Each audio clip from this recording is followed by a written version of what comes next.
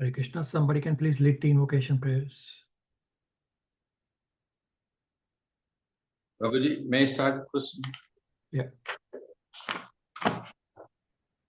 Om Ajnana Timirandasya Jnananjana Shalakaya Saksurunmilitam Yena Dasmai Sri Guruve Namaha Sri Chaitanya Manobhistam Sthapitam Yena Bhutale Swayam Rupa Karamayam Dadati Swapadantikam Vandeham Sri Guru Sri Yutapata Kamalam Sri Guru Vaishnav Cha Sri Rupam Jagar Sagrajam Sahagana Raghunathan Vitam Tamsa Jivam Sadvaitam Savadudam Parijana Sahitam Krishna Chaitanya Devam Sri Radha Krishna Padam Sahagana Lalita Sri Visakan Vitamscha He Krishna Karuna Sindhu Dinabandhu Jagatpade Gopesa Gopika Kanta Radha Kanta Namostute Tapta Kanchana Gaurangi Radhe Vrindavaneswari Rishabhanu Sutatevi Pranamami Haripriye Vanchakalpatarupyascha Kripa Sindhuvaya Ivacha Patitanam Pavrebhyo Vaishnavebhyo Namo Namaha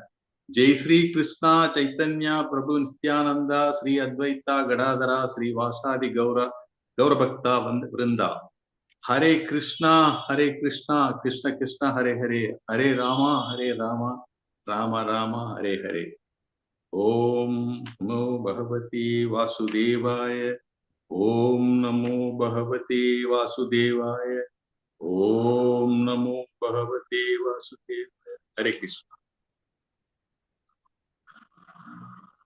Hare Krishna. Thank you all for coming. So today we will first discuss Canto 2, Chapter 7, the leftover verses from verse number 50 onwards. And then I will try to answer all the inquiries, some of which are left over from previous classes. And time permitting, we will then think about discussing Chapter 8. So this Canto 2, Chapter 7, last set of verses is part 6, is verses 50 to 53, is a summary of what we have discussed so far in this chapter.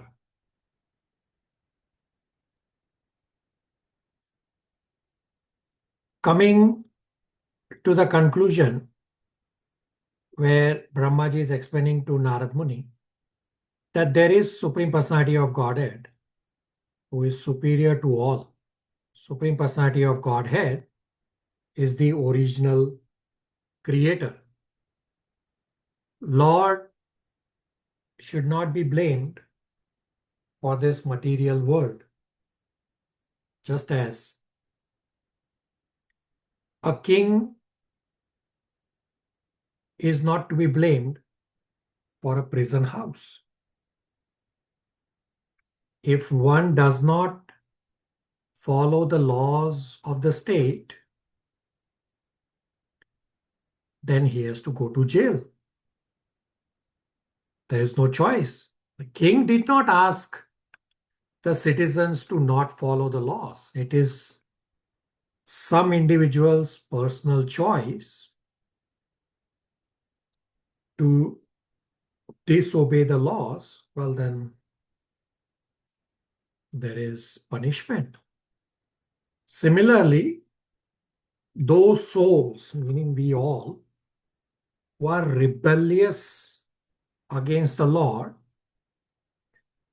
want to enjoy separate from Krishna, separate from the Master, then we all are therefore sent to the material world jail for punishment as well as for reformation. Therefore, material world is a jail for punishment, as well as material world is a hospital for reformation.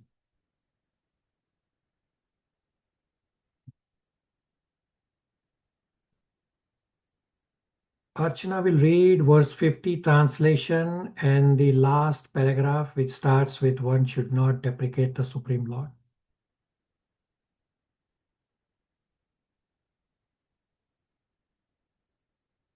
Hare Krishna.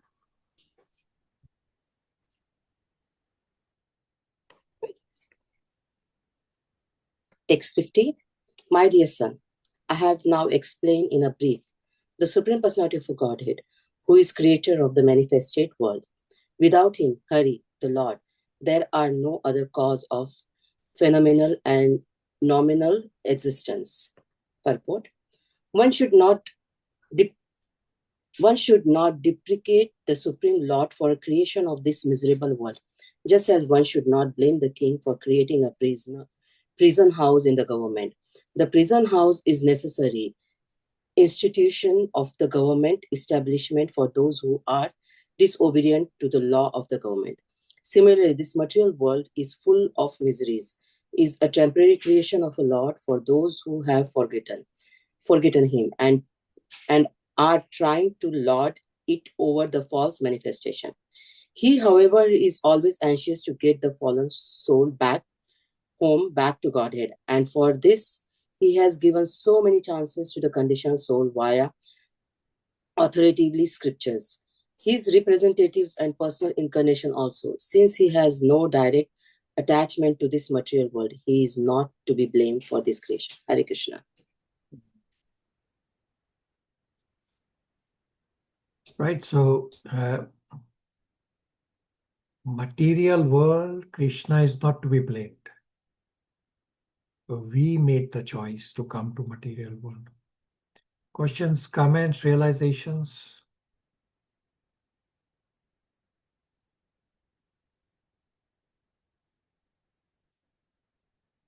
Verse 51 talks about the authority of Srimad Bhagavatam, about the science of God. Nitya, 51, translation and purport. Hare Krishna Prabhu. 51.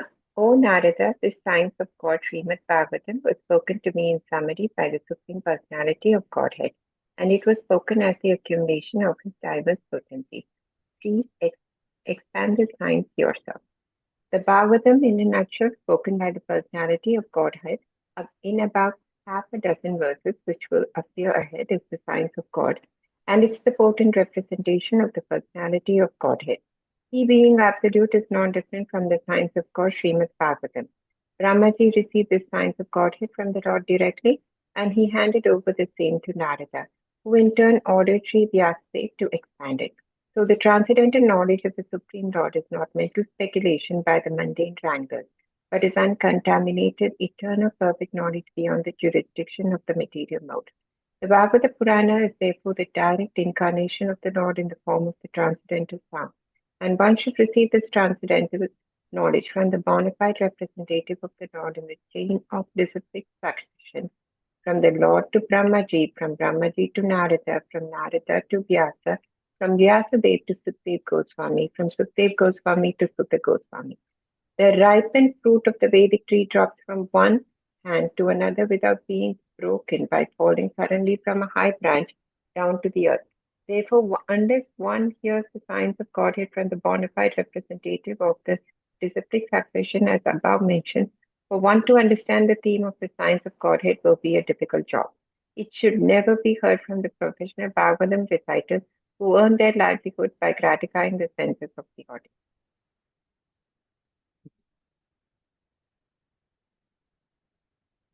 So we have already discussed in Srimad Bhagavatam 1.1.1, Tene Brahma Hridaye Adi Kavaye, that Krishna spoke original Srimad Bhagavatam to Brahmaji in 4 verses.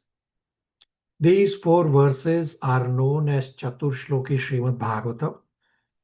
These 4 verses are the summary of Srimad Bhagavatam, and these 4 verses are the science of God. These 4 Chaturshloki verses are a there in Srimad Bhagavatam, Canto 2, Chapter 9, verses 33 to 36 is coming up very, very soon in our discussion. So Brahmaji's entire body is made up of intelligence. Therefore, Brahmaji is able to understand the entire Srimad Bhagavatam in 4 verses. But for us, to make it simplified, explaining those 4 verses, Bhagavatam became 18,000 verses. It's not that anything has changed. It's only explanation is expanded. But essentially, Bhagavatam is those 4 verses. And we'll soon realize that reading those 4 verses, the Chaturshloki Bhagavatam verses, the literal read does not tell you what the verses are about. So we have to hear from the Acharyas. So I had asked all of you to refresh your memory from the Bhagavad Gita Chaturshloki. Some of you have attempted. I don't know about rest. Definitely by next class, you should be prepared to understand what is Bhagavad Gita Chaturshloki verses, so that the Bhagavatam Chaturshloki verses will also make a lot more sense. Questions, comments, realizations?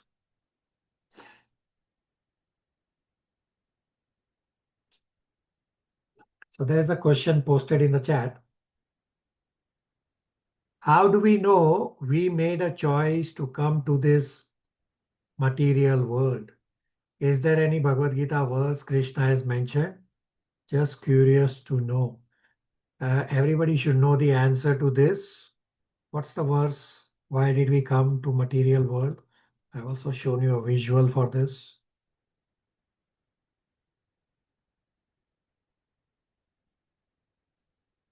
Anybody?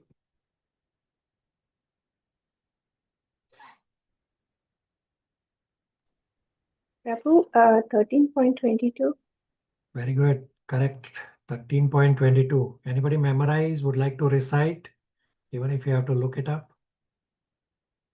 Purusha Pakati Stohi. I can, Prabhu. If anyone else wants to try, it's fine too. Go ahead, Nitya. Purusha Prakriti Stohi Bhunti Prakriti Janguna Karana Gunasangha Asya Sab Asya Joni Janmatu.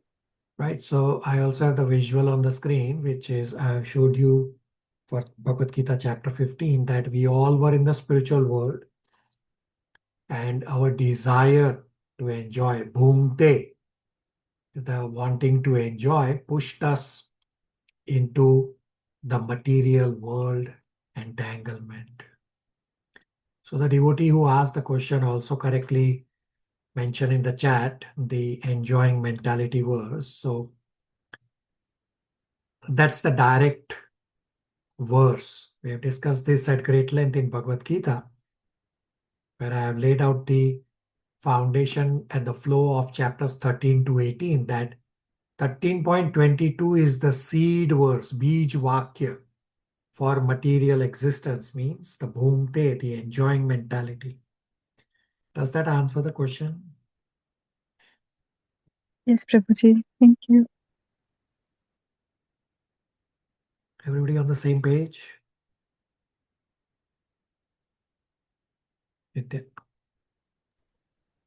Prabhu, so if had there not been souls who had wanted to, who were rebellious, material creation would not have happened. Is there any, or was that the only reason for material creation? Absolutely correct. So there's a Bhagavad Gita verse for this also. Let's see if anybody remembers. Also a difficult verse to remember. So you are absolutely correct that if souls did not have the desire to enjoy, then material world manifestation would have not happened. So I have described this in Bhagavad Gita.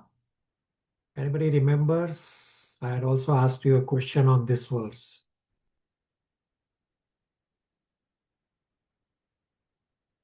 So we have discussed this in Bhagavad Gita chapter 13, verse number 20. Let's see, Chandran Prabhu, Bhagavad Gita 13.20, you would like to read the translation?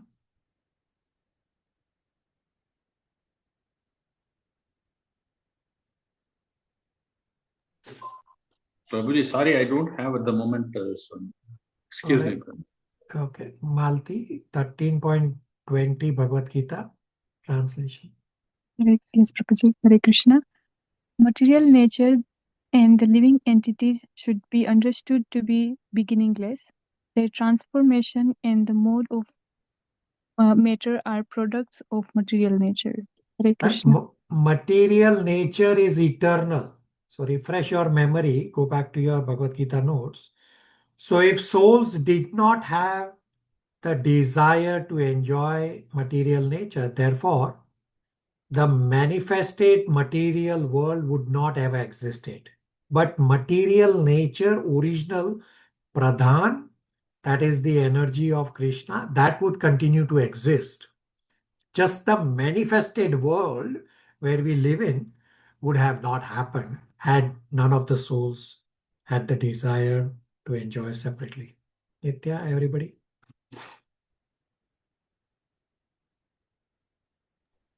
Thank you. Yes, Prabhuji. Thank you.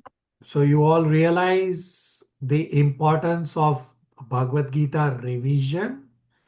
Every time I ask you a question on Bhagavad Gita, it should come out on the tips of your lips, like you are reciting ABCD.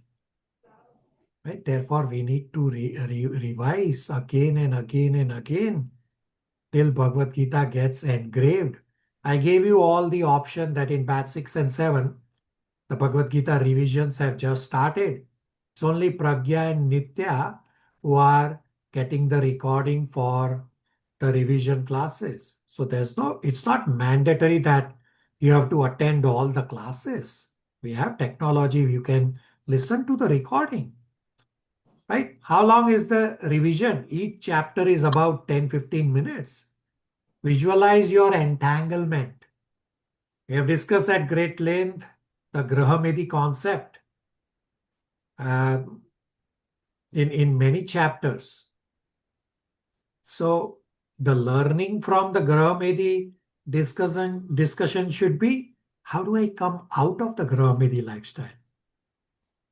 So some of you were wondering why we have not discussed Grahamedi in Bhagavad Gita. Well, we did discuss in Bhagavad Gita 3.25 also, where Krishna has done a comparison of Grahastha and Grahamedi with the words Sakta and Asakta and Vidwan and Avidwan.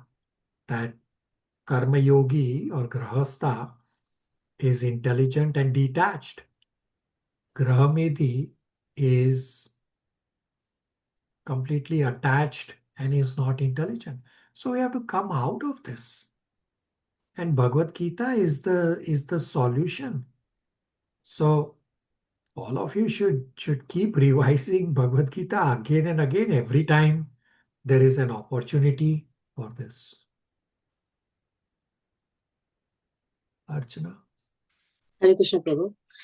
Prabhu, when we talk about desire come when Maya is strong.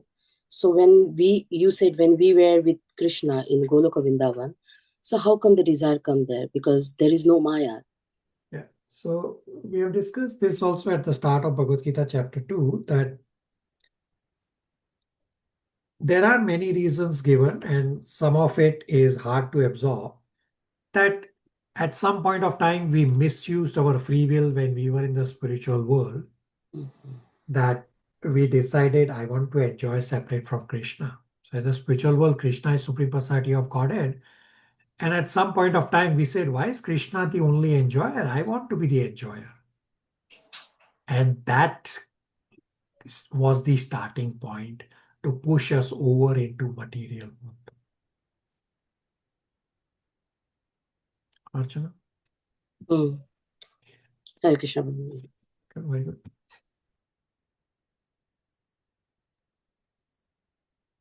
Hare Krishna, Prabhuji. How, on my question, I just want to ask follow-up question.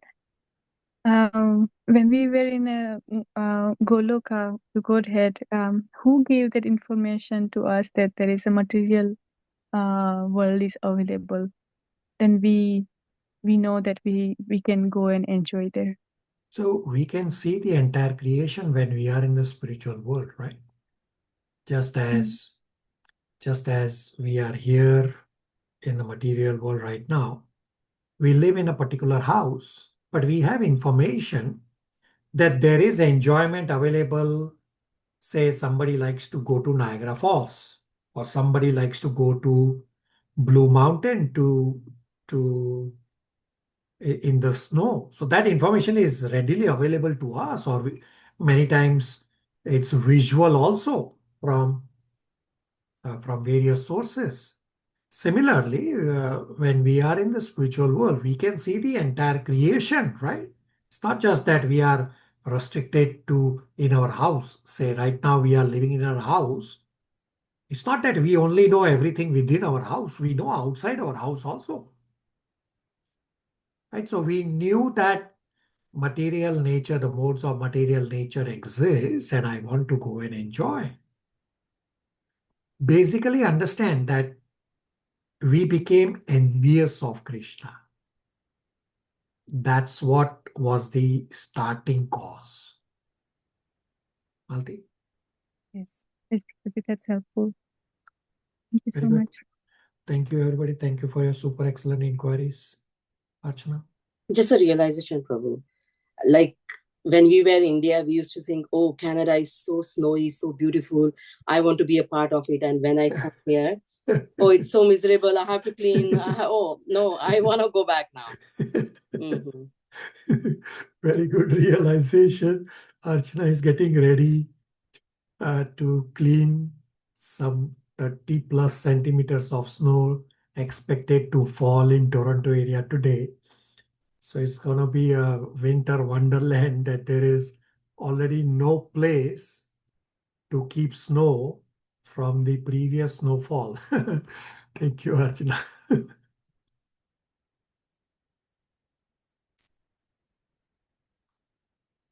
Very good. So verse number 52, we'll read Matan Prabhu, 52 translation and purport paragraph number 2, which says, as we have already explained.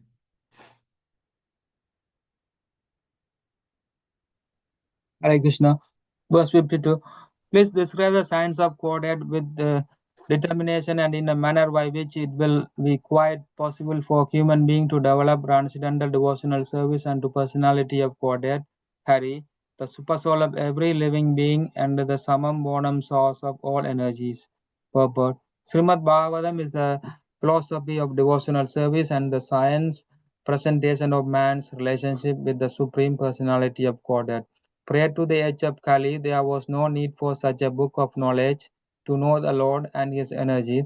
But with the beginning of the age of Kali, human society gradually became influenced by four sinful principles, namely illegitimate connection with women, intoxication, gambling, and unnecessary killing of animals. Because of this basic sinful act, man gradually became forgetful of his eternal relation with God. Therefore, man became blind, so to speak, to his ultimate call of life. The ultimate call of life is not to pass a life of responsibility like the animals and indulgence in a polished way in the four animal principles, namely eating, sleeping, fearing, and mating. For such a blind human society in the darkness of ignorance, Srimad Bhagavatam is the torchlight to see things in proper perspective. Therefore, it was necessary to describe the science of God from the very beginning or from the very birth of the phenomenal world. As we are, So you read the line as the life of responsibility. It should be the life of irresponsibility, like animals. So read that line again. The ultimate goal of life is not to pass a life of irresponsibility like animals. Prabhu? the ultimate goal of life is not to pass a life of irresponsibility like animals and indulge in a polished way in the four animal principles, namely eating, sleeping, fearing, and mating.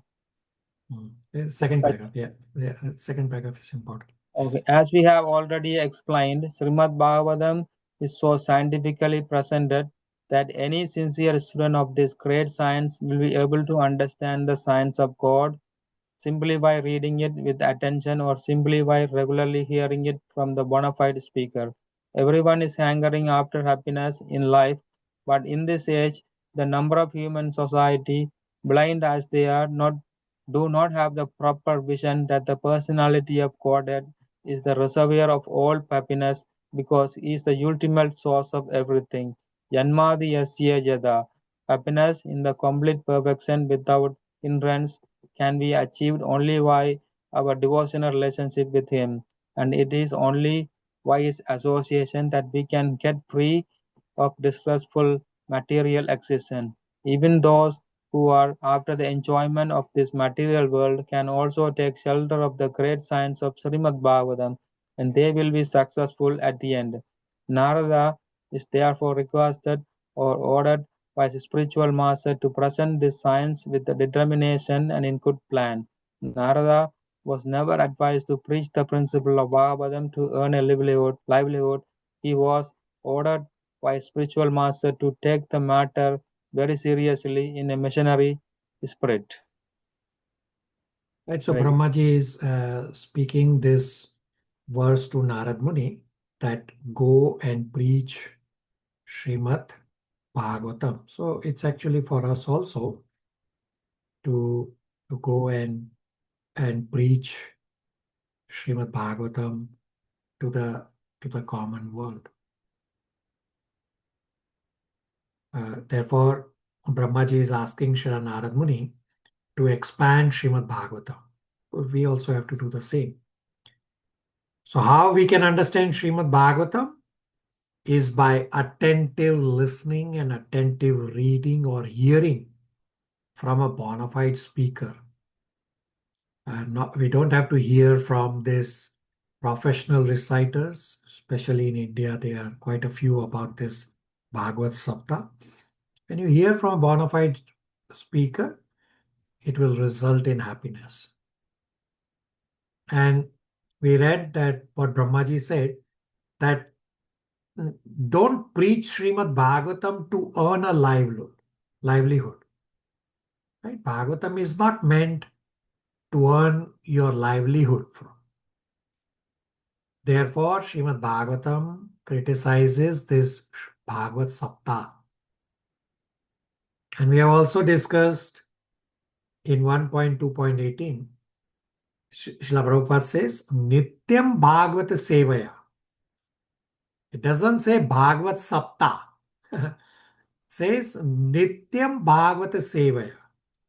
So Srimad Bhagavatam is not for 7 days. Srimad Bhagavatam is for life. So even after we finish reading all the 18,000 verses, we are not here to just put a tick mark. No, we will go back to verse number 1 and we'll start over again. Questions, comments, realizations.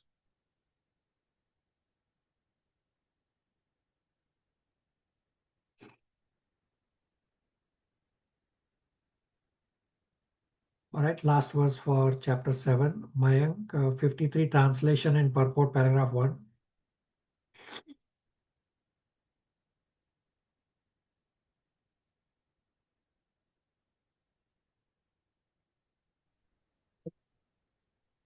Hare Krishna. The Lord's activities in association with his different energies should be described, appreciated, and heard in accordance with the teachings of the Supreme Lord. If this is done regularly with devotion and respect, one is sure to get out of the illusory energy of the Lord.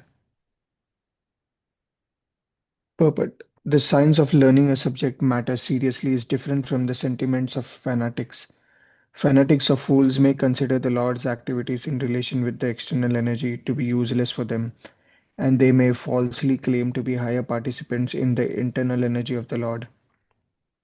But factually, the Lord's activities in relation with the external energy and the internal energy are equally good. On the other hand, those who are not completely free from the clutches of the Lord's external energy should devotedly hear regularly about the activities of the Lord in relation with the external energy. They should not foolishly jump up to the activities of the Lord's internal energy, falsely attracted by such activities as his Ras Leela. The cheap reciters of the Bhagavatam are very much enthusiastic about the activities of the Lord's internal potency, and the pseudo devotees absorbed in material sense enjoyment falsely jump to the stage of liberated souls and thus fall down deeply into the clutches of external energy. Some of them think that to hear about the pastimes of the Lord means to hear about his activities with the gopis or about his pastimes like lifting the Govardhan hill, and they have nothing to do with the Lord's plenary expansions as the Purusavatars and their pastimes of the creation, maintenance, or annihilation of the material worlds. But a pure devotee knows that there is no difference between the pastimes of the Lord, either in Rasalila or in creation, maintenance, or destruction of the material world. Rather, the descriptions of such activities of the Lord as the Purusavatars are specifically meant for persons who are in the clutches of the external energy. Topics like the Rasalila are meant for the liberated souls and not for the conditioned souls. The conditioned souls, therefore, must hear with appreciation and devotion the Lord's pastimes in relation with the external energy, and such acts are as good as the hearing of Rasalila in the liberated stage. A conditioned soul should not imitate the activities of liberated souls. Lord Sri Chaitanya never indulged in hearing the Rasalila with ordinary men. In the Srimad Bhagavatam, the Science of God, the first 9 cantos prepare the ground for hearing the 10th canto. Right. So This will be for the what's the line says? Bhagavatam is the science of God. The first 9 cantos prepare the ground for hearing the 10th canto. So we don't have to jump directly to canto 10. We have to go in sequence exactly how we are attempting to go. But we read in the purport that Lord's activities should be heard, preached, then one is sure to get out of the clutches of the illusory material energy. So chapter 7 summary is that Brahmaji established Krishna is the Supreme Personality of Godhead. Brahmaji explained universal form, the various incarnations and activities of Krishna, and he has answered all of the questions raised by Srila Narad Muni. So Parikshit Maharaj does not want to stop here. Therefore, in the next chapter number 8, Parikshit Maharaj asks many more questions. Chapter 8, Canto 2, Chapter 8 is just questions. There are some 30 some questions that Parikshit Maharaj has asked. Questions, comments, realizations?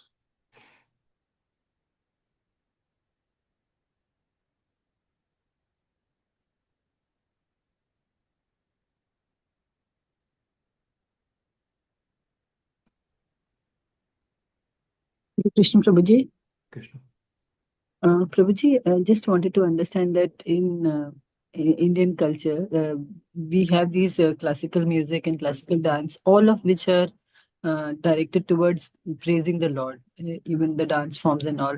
So, if in the dance form, they generally perform the, I think, the Ras Leela kind of pastime of the Lord. So, is that disrespectful? So, very good inquiry. One time, in front of Prabhupada, few devotees enacted the Ras Leela pastime. And Prabhupada simply sat there to see what was going on. And after they finished their Ras Leela dance, and asked Prabhupada, Prabhupada, what do you think? about the Ras Leela that we enacted, Prabhupada's response was, this is not Ras Leela, this is Rascal Leela. What did Prabhupada say? This is not Ras Leela, this is Rascal Leela. So Prabhupada and all acharyas have clearly asked us to stay away from Ras Leela. We are servants. We don't need to get into the activities of the master. If you have time, focus on your anarthas first. So these Ras Leela in the name of glorification, they are not Ras Leela. We should not be getting there. We should not be watching those. And to begin with, anything in the material world which does not come from authorized scriptures is subject to defects. So we should not be following any of those. And of course, there's Prabhupada's direct instruction that that's not Ras Leela, that is Rascal Leela. And if you actually see all the acharyas in disciplic succession, nobody talks about Ras Leela. Yeah, when they are reading Bhagavatam in sequence, yeah, they will talk about, yes, Krishna also performed the Ras Leela pastime. But on a day-to-day basis, acharyas give so many lectures. They don't give lectures on Ras Leela. Right? If somebody inquires, yeah, they will explain what Krishna's pastime about Ras Leela is. Not that the spiritual master don't know, but spiritual masters are teaching us. We are meant to be servants. In this artificial imagination that I am trying to glorify the Lord, and I would listen to Ras Leela or watch this dance program of Ras Leela. No, you can glorify the Lord in many different ways and stop glorifying the way Prabhupada has told us, don't go there. Pragya, everybody. Thank you, Prabhuji. Prabhuji, is it only a restriction on the Ras Leela form? Suppose in the dance form, Bharatanatyam, Kathak, somebody is performing that Ma Yashoda and Krishna's Leela or Damodar Leela or something, that is respectful? It is That only is- something that is against the Ras Leela form You are of correct. pastime? You are correct. The restriction is against Ras Leela. Other dramatization, you are okay. And many from the Toronto area, you would know that His Holiness Bhaktimarg Swami, whose base is at the Toronto Temple, he does generally one or two dramas every year. And Archana's elder son is also sometimes part of that drama. So visualize what all drama they are doing. Right? So last drama on the past January 1st, the title was The Gita. Right?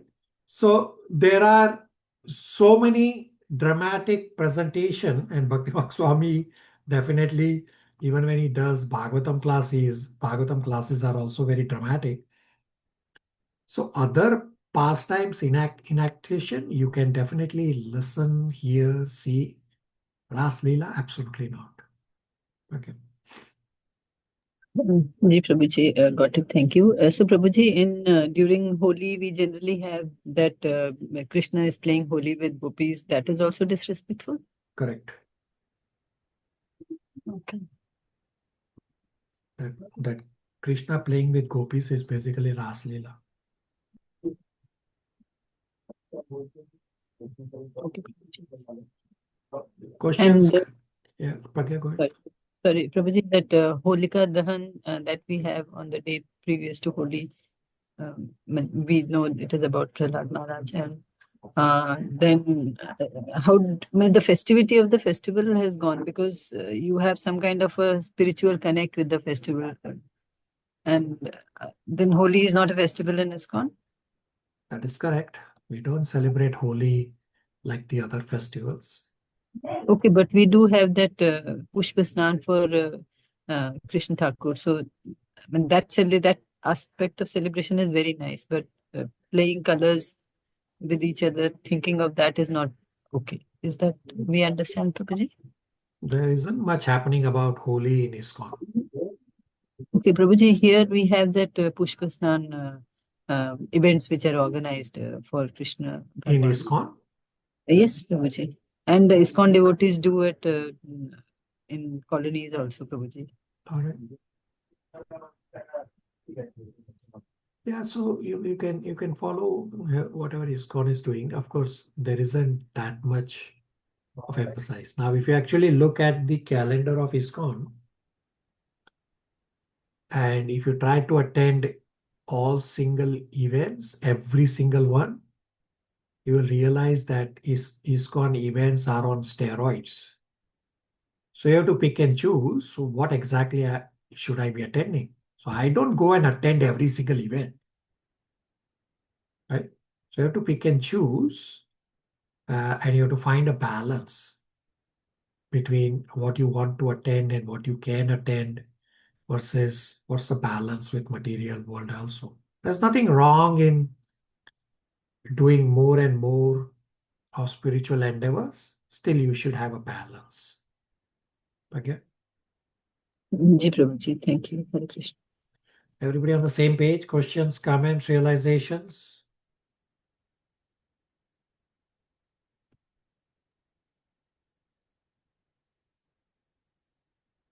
Thus ends the Bhaktivedanta purports of the second canto, 7th chapter of Srimad Bhagavatam entitled Scheduled Incarnations with Specific Functions.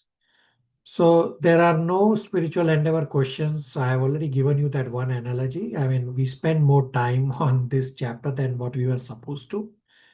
So the only spiritual endeavor for subsequent classes is that you read chapter 8 if you have not already read, and read chapter 9 verses 1 to 46. Of course, I already have asked you to summarize Bhagavad Gita Chaturshloki verses. If you have not already done this, refresh your memory. Bhagavad Gita Chaturshloki verses, chapter 8, verses 8, 9, 10, 11, and also try to recite Bhagavad Gita Chaturshloki verses. And then you will see the connection with the Bhagavatam Chaturshloki verses. So now I will, somebody had a question. Hare Krishna Prabhu. I only received the recording of the December, I believe the end of December class. Are we supposed to submit a summary to you in writing about the Chaturshloki Bhagavad Gita, or we just need to refresh? You can just refresh. You are welcome to submit on the Google form. Main intent is to refresh. Thank you, Prabhu. Here's the plan. Because you don't have any spiritual endeavor questions for today, all of you can submit your understanding of the Bhagavad Gita Chaturshloki on the Google form for today that I will post. Everybody okay with the plan? Yes, Prabhuji. Yes. Ji Prabhuji.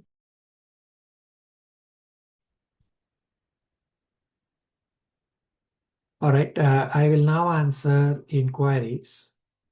So some of them were left over from the previous class. We'll continue from there.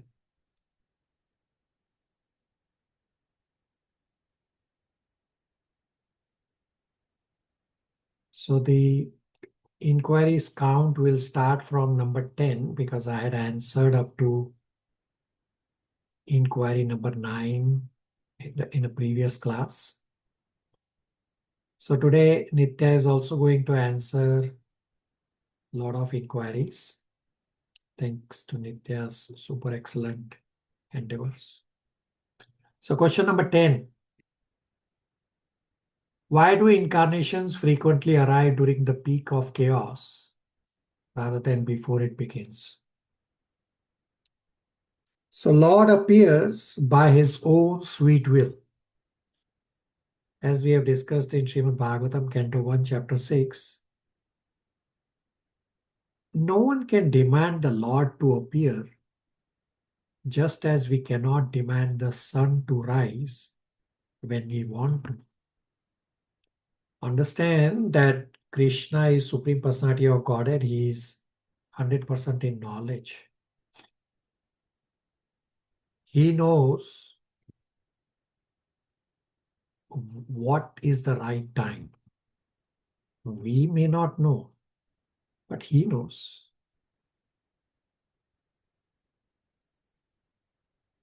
Does that answer the inquiry?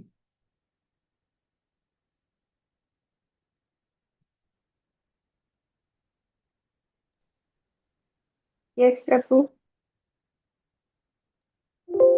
Thank you.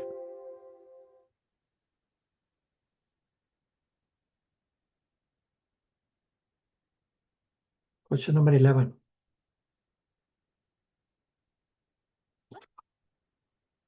If Lord is beyond anger and lust,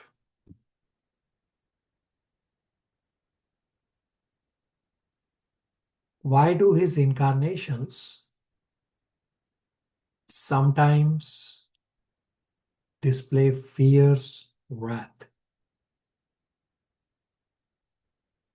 So I'm going to show you Narasimha Dev's image. The ferocious. So one we always have on the screen, which is the gentle image of Narasimha Dev. And here is the ferocious image of Narasimha Dev. All of you, please tell me, what do you see when you see Narasimha Dev?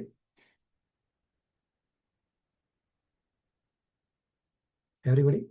You see this fierce Narasimha Dev's form. What are you seeing? Somebody?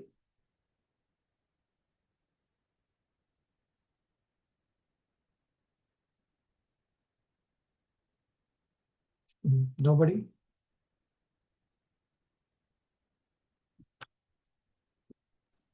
Prabhu, it does invoke fear and respect, but it kind of says, oh, God can be, we have to really, not make mistakes. All right. The rest of you, I have a simple question. What do you see on the Narasimha Dev's image on the screen, the fierce form of Narasimha? What are you seeing? Hare Krishna Prabhu. Right. If Narasimha Dev is in anger, then how come Prahlad Maharaj is standing next to him? Yeah, very good. So first focus, okay, very good point, and I'll come to this point. What do you see on Narasimha Dev's face? I want everyone to see and tell me. So I'm going to zoom in. Tell me, what do you see on Narasimha Dev's face? Anger. All right. And rest of you? Fearful and nature of killing and All right. destroying the demons. Okay. Rest of you have not spoken. Now, some of you have done this exercise when we were doing services at the temple. So I'm not sure who was present at that time. Everybody, I want to hear from everyone.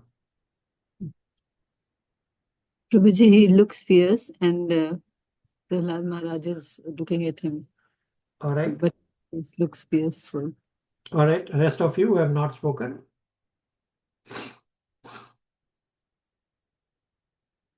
Yeah, Prabhuji, in fierce mode. All right. Who's left? Yes, Prabhuji, angry and very fierce. All right. Okay. Shivangi says protection. All right. So if you speak to devotees, and Archana pointed out correctly, even this fierce form of Narasimha Dev devotees only see smiling face of Narasimhadev. So many devotees from the Toronto temple have done this exercise where there is this fierce form of Narasimhadev in a picture form in the kitchen, and I had asked all of you to go and see. And many of them answered the same, that I can see only this fierce form of the Lord. And I explain and I tell them, go back and see again. What do you see? Actually, Narasimhadev is smiling. And therefore, Archana pointed out correctly, Prahlad Maharaj is just standing there. Look at Prahlad Maharaj. He is just waiting to put the garland on the Lord. Look at what is in the hand of Prahlad Maharaj. He has a garland. He is waiting to garland the Lord. So it's a matter of our vision that we have discussed in Canto 1, Chapter 7, the Ashwatthama incident, that both Arjuna and Krishna were angry. Arjuna's eyes were red hot, while Krishna's eyes were not red even when Krishna is angry. So Krishna is absolute. Therefore, while being angry on someone and while blessing someone, Krishna is neutral. Therefore, even the fierce form of Narasimhadev, devotees only see the smiling face of Narasimhadev. So next time you watch this image closely and you tell me whether you see the smile of Narasimhadev. Thank you, Archana. Does that answer the inquiry?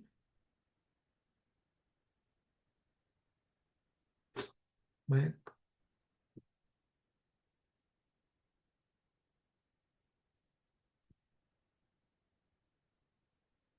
Mayank Prabhu, you had a question? You have raised your hand. Yes, Prabhuji. Prabhuji, so during this incident, wasn't Narasimhadev was in very much anger to because he was hurting Prahlad Maharaj. Wasn't he was in very fierce form, and then Prahlad Maharaj had to calm him down, something You like are that. correct. No, you are correct that Narasimhadev was angry on Hiranyakashipu. But for devotees, what is Narasimhadev? He is protector. Therefore, what is Prahlad Maharaj doing? Prahlad Maharaj is not running away in fear. Right? The difference in the vision is of the devotees, not the demons. Right? Okay, Prabhuji. Thank you. Nitya. Prabhu, so the sentiments of the Lord towards his devotees is always protection. He does not ever get angry, even when we do something to really that we shouldn't. So God gets angry and you cannot use this as an excuse to keep doing something wrong. So God gets angry, but both anger and blessings are equal. That's what we have to understand. Not that God will not get angry. No, he does get angry if somebody does wrong. Even if you are a devotee and you end up doing something wrong, well then you will lose your status of a devotee. You are ending up doing demoniac activity. Nitya? Yes, Prabhu. So this does reiterate that we have to be God-fearing. We still need to always follow all the dictates of being a devotee. Yeah, Have God to fearing. be Yeah, careful of it. Yeah, God fearing means to follow his instructions. You should have fear that if I do not follow the instructions of Krishna, then I will have negative consequences. So we have discussed at great length that every single thing in the material world, we can use it in Krishna's service, and you can use fear also in Krishna's service, that you should have this fear that if I don't follow Krishna's instructions given in Bhagavad Gita, Bhagavatam, etc. scriptures, then I will go away from Krishna consciousness. That fear you should have. That's how you use fear in Krishna's service. That's the only way to use fear in Krishna's service. Nitya, everybody? Yes, Prabhu, thank you. Questions, comments, realizations? Prabhuji, very nice question and very good discussions. Really very illuminating. Thank you. Thank you for hearing with rapt attention. That's the purpose of our inquiries. That although one devotee asks the inquiry, it actually is beneficial for everyone. Therefore, Brahmaji has said in Canto 2, should be chapter 5, around verse 39. Verse could be wrong. I'm going by contaminated memory.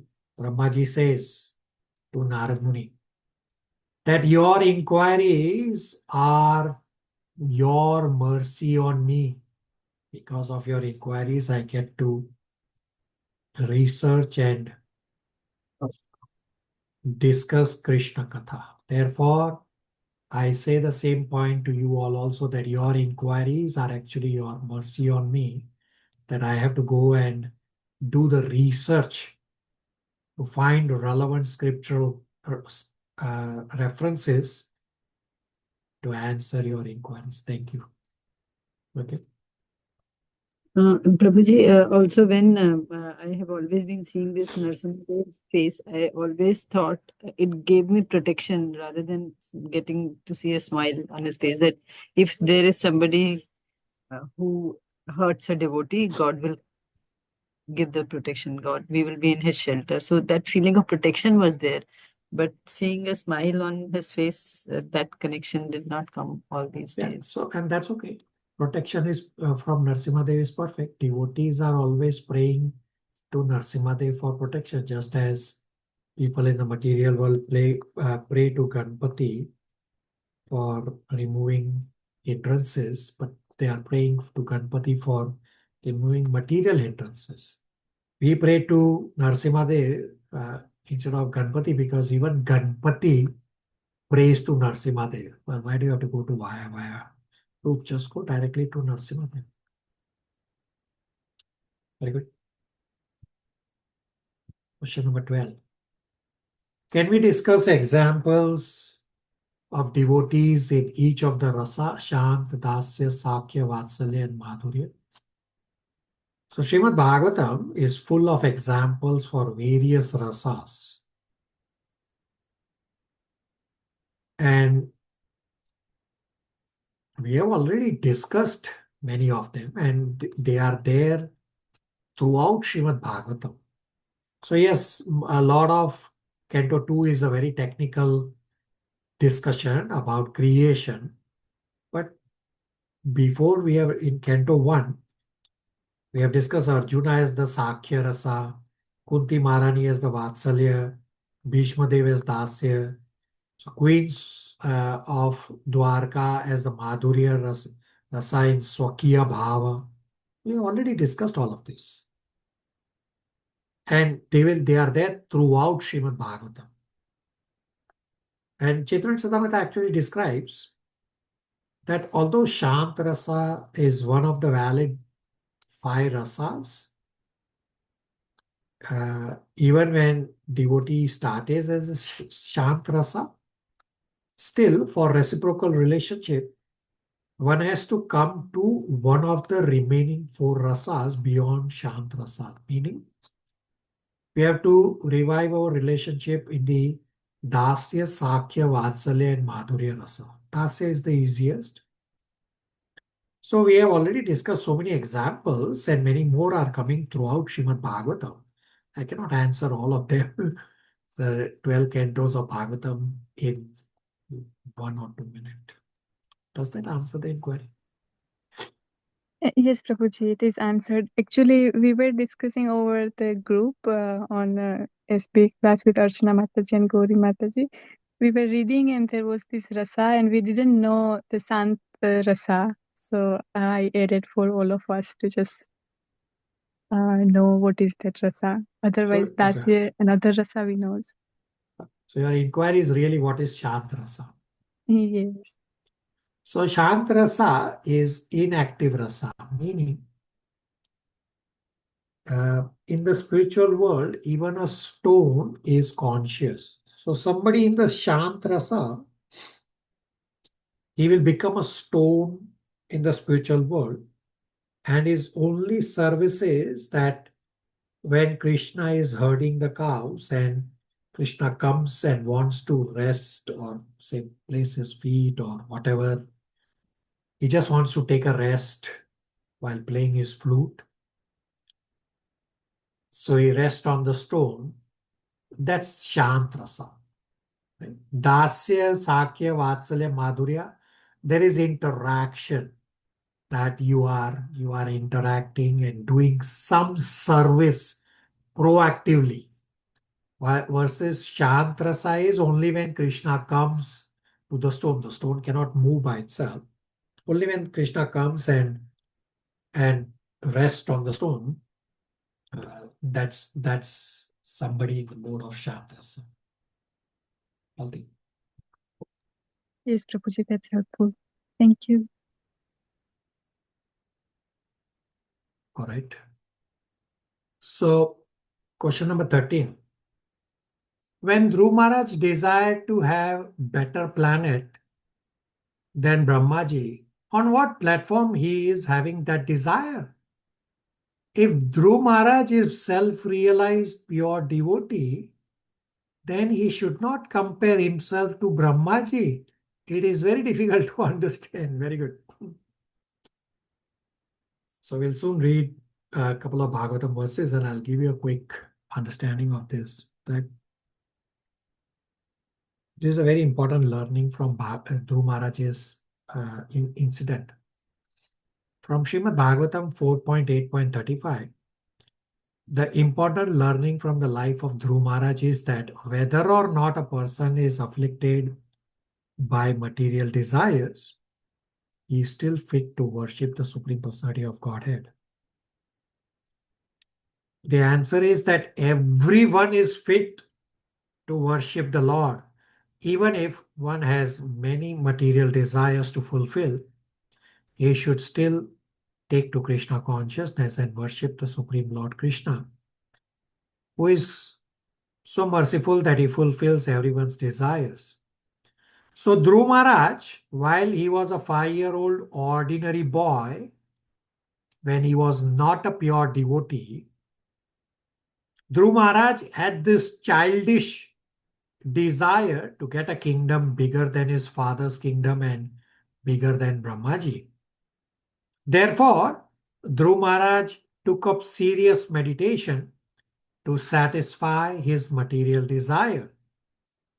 Later on in Srimad Bhagavatam 4.9.27, we'll read both these verses very soon.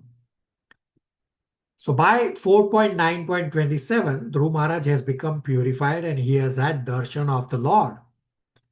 So Dhruv Maharaj goes on to become this most elevated devotee, and at that time, Dhruv Maharaj regretted that he had this childish material desire to get a bigger kingdom. So Krishna said that Krishna will still satisfy Dhruv Maharaj's desire to have a kingdom bigger than his father's kingdom and bigger than Brahmaji's. Therefore, Krishna created Dhruvaloka for Dhruv Maharaj. So you have to understand according to the time and context that yes, Dhruv Maharaj started as materialistic. Therefore, Dhruv Maharaj had the materialistic desire. And when Dhruv Maharaj got purified, Dhruv Maharaj regretted for having this material desire. Dhruv Maharaj actually goes on to say, I was praying for these broken pieces of glasses. He calls the entire material universe as broken piece of glass. He's not calling earth as broken piece of glass. Dhruv Maharaj wanted a kingdom bigger than Brahmaji. Therefore, he is calling the entire universe as a broken piece of glass. That's how that much regret he had because of his desire. So let's first read and then we'll come to Pragya's inquiry. I will bring up on screen 4.8.35. We'll let Pragya read translation and the first paragraph.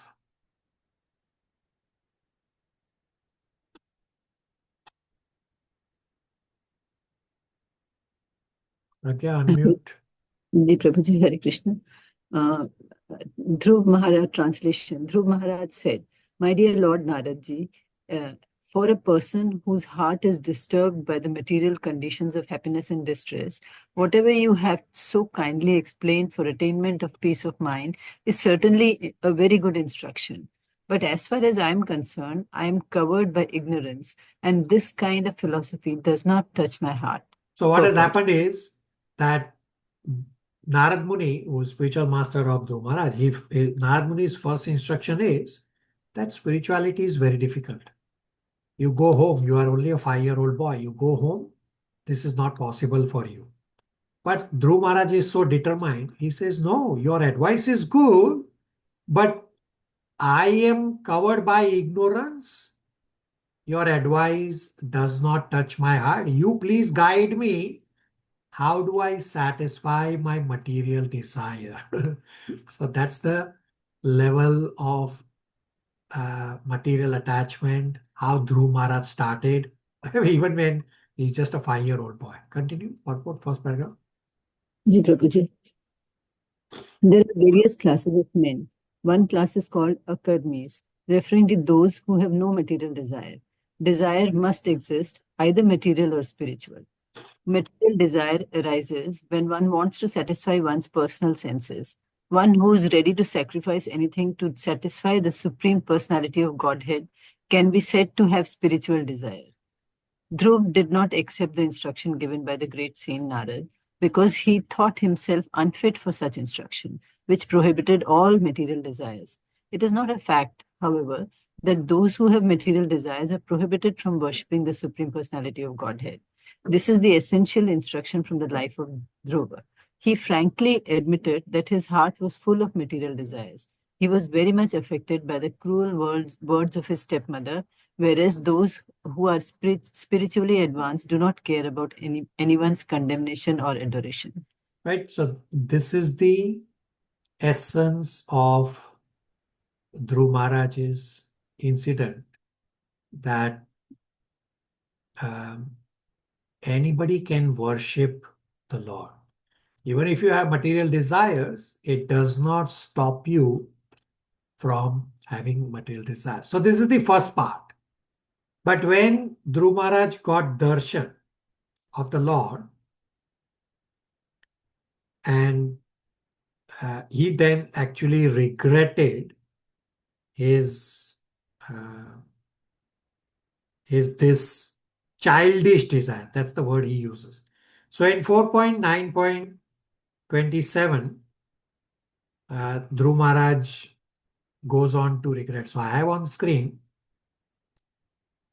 4.9.27. So we'll read translation and purport. Mayank Prabhu.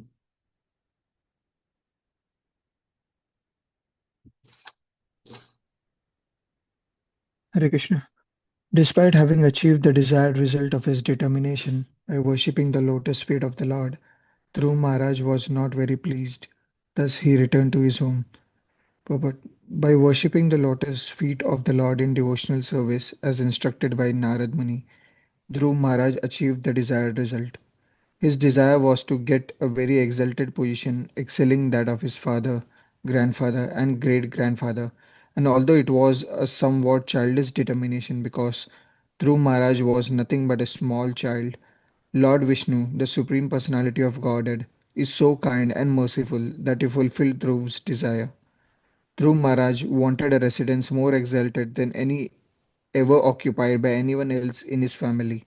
Therefore, he was offered the planet in which the Lord personally resides, and his determination was completely satisfied. Still, when Dhruv Maharaj returned home, he was not very pleased, for although in pure devotional service there is no demand from the Lord, because of his childish nature, he had demanded something. Thus, the Lord also fulfilled his desire. He was not very pleased. Rather, he was ashamed that he had demanded something from the Lord, for he should not have done this. Does that answer the inquiry? Yes, Prabhuji, and I got a realization also. So Awesome. that is the reason that we always ask Krishna, I don't want anything, I just want to serve you. Yeah, very good. Correct realization. Very good. Pragya?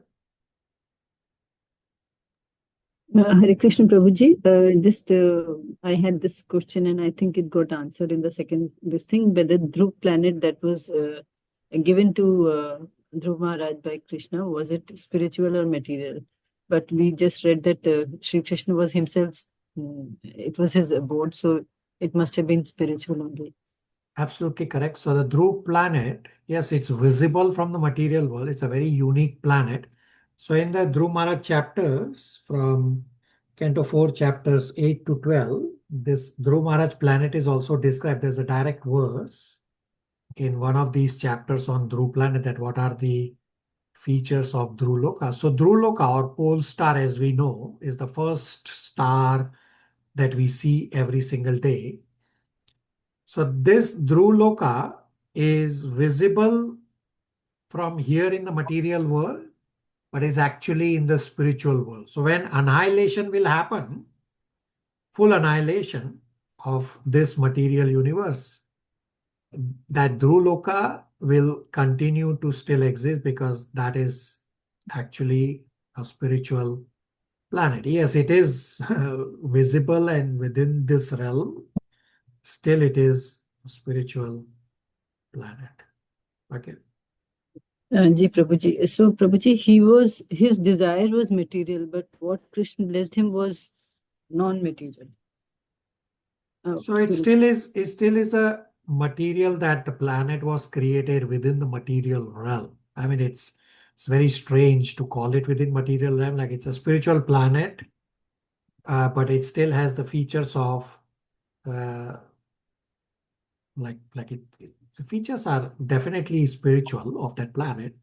It's just still within visibility of material world. So that's why we have to always go to Krishna to satisfy our desires. And there's also further explaining Canto 3 with Kardama Muni's episode, that Kardama Muni wanted a wife to fulfill the instructions of his father and spiritual master Brahmaji. So he didn't say, I want a beautiful wife. He said, well, I have been given this service by my father and my spiritual master Brahmaji to procreate. Well, then I need a wife. So he left it on the Lord that, okay, I need a wife to fulfill my spiritual master's desire, so get me a wife. So Krishna got a very beautiful princess as wife of Kardama Muni, even though Kardama Muni was just a mendicant living in a very small hut made out of kusa grass. Right? So that's the learning we all have to follow, that we simply have to rely on Krishna, because Krishna is Supreme Personality of Godhead, although I am saying, but I also have a challenge of my own because I am not purified. Yes, of course, it's pure devotional level that if you simply rely on Krishna, Krishna will satisfy you much more than what you desire. So this is exactly said in the Kardama Muni's chapter. Prabhupada explains that Krishna satisfied much more than what was required by Kardama Muni. Pragya? Ji Prabhuji, thank you. So Prabhuji, if we need material things, like I want that phone, this laptop, that dress, we just go and take it, and we don't ask Krishna Bhagwan for that. And when we go to Krishna Bhagwan, we just ask him that please help us to serve you. Means are these two distinct things? That one like we are bipolar people. One way we are satisfying our material desires or needs, and on the other hand, we are going to Krishna and asking him for help us in serving him. Yeah, so this is also described in Bhagavatam, that even if I have material desires, I should still go to Krishna as long as I am using the desire for Krishna's service. Right? I cannot use an excuse of keeping Krishna in the front, but I am having material desire, like I have Krishna only in name. That doesn't work. Right? You have to have to satisfy the desire to serve Krishna. So you can desire to have a big bungalow, a good car, as long as your desire is to serve Krishna. Then Krishna will fulfill. Otherwise, you are just pretending to keep Krishna in front just to fulfill your material desires. Okay. Ji Prabhuji, thank you. Nitya. Prabhu, a follow-up, Prabhu.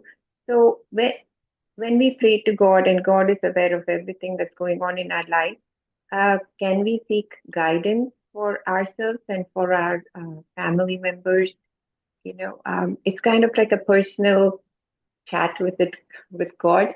I'm not asking material desires, but like in situations in our life, we are praying, please give me your guidance, please guide someone. That would be okay? Yeah, absolutely correct. So as long as they are spiritual in nature, they are better. And even if you have material desires, you should still go to Krishna. There's a verse, direct verse, 2.3.10. Somebody wants to recite 2.3.10. It's a key memorization verse. We have discussed this multiple times. You can look up and recite. Prabhu, is it akama sarva kama va? Yeah, akama sarva kama, yeah. Kama va, moksha karma, Moksha udarati, kama, tivrena, yeah. Moksha kama, kama. kama udarati, tivrena bhakti yogena, ujayate purusham param. Right, so tivrena. If somebody has desire, or if somebody has no desire, or somebody wants liberation, one should worship the Supreme Lord with tivrena, with all effort. Does that answer the inquiry? Okay. Yes, Prabhu. Yes, Prabhu. I'll think. Prabhuji, I think I asked, but just want to ask again. Can we not just start from pretending, the feeling not coming to desire and ask and fulfill that desire to ask Krishna? I mean, we have to start from something that we just ask for the sake of asking from the beginning. So what are you pretending? Not pretending, but just to ask God to provide like new phone. Yeah, you can ask, as long as you are using the phone for Krishna's service. Now understand, the purpose of the phone is so that you are connected for your spiritual needs. If you are demanding from Krishna a new phone every 2 months, that is not a spiritual desire, right? You are just saying, oh, 2.3.10 says I should go to Krishna for fulfilling my material desires. Well, the desire should take you towards spirituality. Otherwise, it's not helping you, right? So Krishna will fulfill your desire like a mother. So a child wants sweets to eat, and he will go to a shopkeeper, give him $1,000 and say, give me all the sweets, chocolates, and I will eat and eat and eat. Well, the teeth will go spoiled. So the mother does not want the child to be starved of sweet. So the mother will prepare some healthy sweet and give the child in small doses. That's how Krishna will fulfill your desire. And if it is your spiritual desire, he will overload you with so much that you will say, oh, I got too much. Not that devotees will ever say that. But the intent of this discussion and all these verses is, don't pretend to keep Krishna in front to fulfill your material desires. Rather, your desire, you have to move your desires towards spirituality. Then go to Krishna and say, Krishna, I have a desire to get a big bungalow, a second big bungalow. I want to use the second big bungalow to either create a temple for you or to hold kirtan, to serve devotees. Krishna will provide. But not for your investment. Right, Yeah, Prabhuji, I mean to ask that since now we didn't have that practice or to ask someone, but from now we want to practice and ask to Krishna before we desire something. So that thing is not coming in our mind before we desire. Yeah, so you have to change. You have to transform, right? Our study is meant for transformation. So you are correct that so far we have not done this. So far we are only, Krishna, I want this. We are like the adamant spoiled child. Right? So now transform yourself on a go forward basis. Yeah, so that will be a little bit pretending. It will not come from heart. That's what I'm saying. Yeah, a little bit pretendance at the start is okay, as long as you are moving in the right direction. Right? All right. Prabhuji. You are not pretending forever. Right? You are forcing yourself to move towards spirituality. And we have discussed this in Bhagavad Gita, I think should be in chapter 16, that devotees at the start asked Prabhupada. Prabhupada noticed that some devotees were not offering obeisances to Krishna. And Prabhupada said, why are you not offering obeisances to Krishna? And devotees said, Prabhupada, it doesn't feel like offering obeisances. So Prabhupada said, even if right now you don't feel like offering obeisances, still offer obeisances and then the feeling will come. Right? Yes, Prabhuji. So you also start that way. Okay. Hare Krishna. Okay, very good. The last question in the series of this question, and then I will again start from question number 1 from the different class. Question number 14. What qualifications anyone requires to go to Dhruva Loka? Even though Brahmaji is pure devotee of Lord Krishna, he cannot go. So Srila Prabhupada gives the direct formula to transfer to Vaikuntha as a direct answer to this question number 14 in Srimad Bhagavatam 4.12.36. We'll soon read. The answer is preach Krishna consciousness, distribute books, bring souls closer to Krishna, and your pathway to Vaikuntha is guaranteed. Whether or not somebody takes the books, whether or not some soul you are trying to preach comes closer to Krishna, does not matter. You simply endeavor on preaching, distributing books, bringing souls closer to Krishna, and your pathway to go to Vaikuntha is guaranteed. Now, Brahmaji is not being able to enter Dhruva Loka is a special circumstance that although it's a childish desire of Dhruva Maharaj started with this childish desire that he wants a kingdom bigger than his father's kingdom and Brahmaji's, where even Brahmaji has never gone. Right? Therefore, the Lord created Dhruva Loka because that was Dhruva Maharaj's special desire, even though that was before becoming a pure devotee, even though it was a childish desire. That was the reason. But essentially the question is how to transfer ourselves to Vaikuntha Loka. The answer is 4.12.36. We'll read from the screen. Vimal Prabhu will be reading translation and purport 4.12.36 from the screen.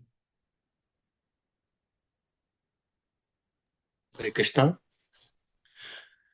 The self-effulgence of or Vaikuntha planets, by whose illumination alone all the illuminating planets within this material world give off reflected lights, cannot be reached by those who are not merciful to others living entities.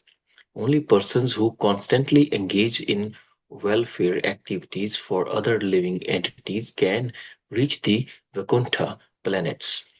Purport. Here is the descriptions of two aspects of the Vaikuntha planets.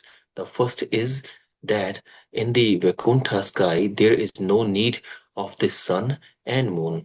This is confirmed by the Upanishads as well as Bhagavad Gita. Natad bhasatya surya na sansko na pavakha. In the spiritual world, the Vaikuntha Loka are themselves illuminated.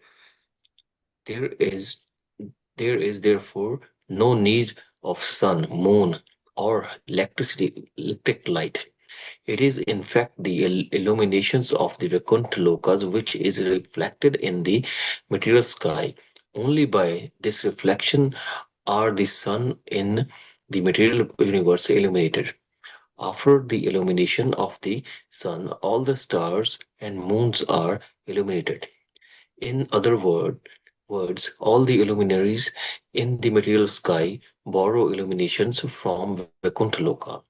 From this material world, however, people can be transferred to the Vaikuntha Loka if they increasingly engage in welfare activities for all other living entities, such as incessant welfare activities can really be performed only in Krishna consciousness. There's no philanthropic work within this material world, but Krishna consciousness that can engage a person 24 hours a day. A Krishna conscious being is always engaged in planning how to take all the suffering humanity back home, back to Godhead.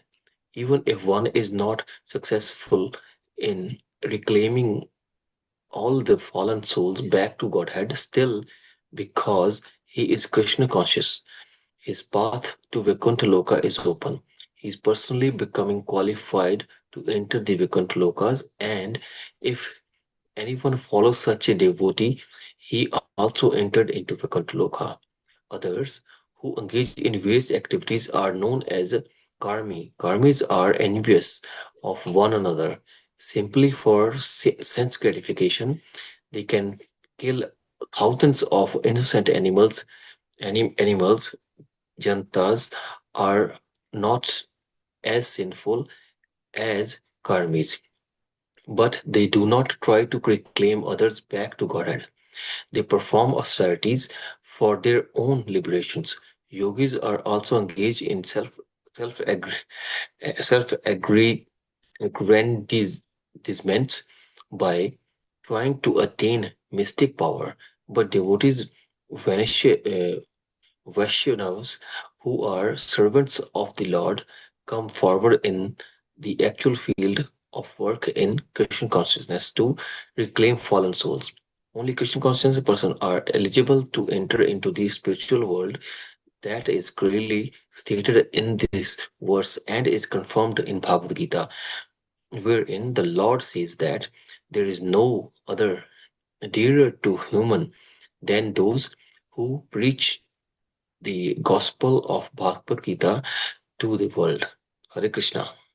Does that answer the inquiry that you preach, or if you follow one who's preaching, either way, you will go back home, back to God's Yes, Prabhuji. Prabhuji, again, the follow-up question for this Dhruv Maharaj Loka. You said that in the Dhruv Loka also Garbhodaksha Vishnu is there. Right? Yeah, not Garbhodakshay, but Oh, Shirodakshay. Shirodakshay. Then there is no question then. Thank you, Haribol. Yeah. So Shirodakshay Vishnu, who expands as the Paramatma within all of us, he resides at Dhruvaloka. Yeah. Shirodakshay come through Garbhodakshay, na Prabhu? That So is correct. the sequence is not there.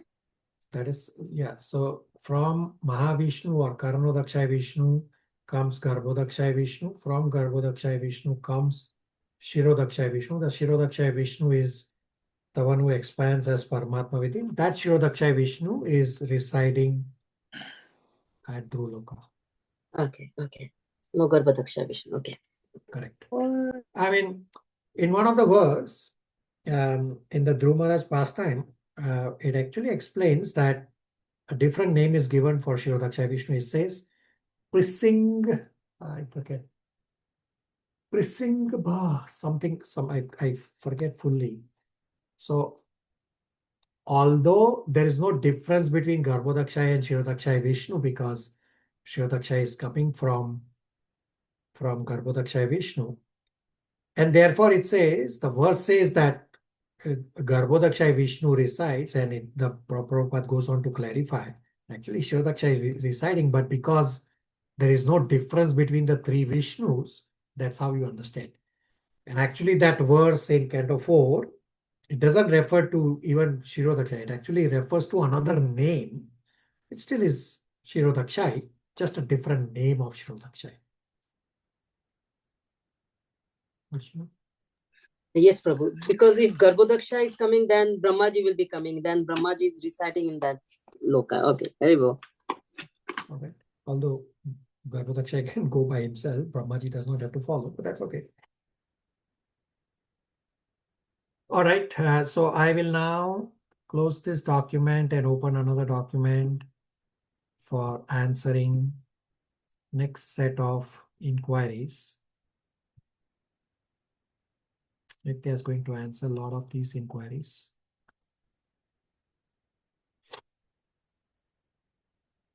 Question number 1. Again, the sequence starts from 1. This is from last class. Question number 1. Why does spiritual success require giving up attachment, means giving up material attachment, rather than merely acquiring moral or intellectual refinement?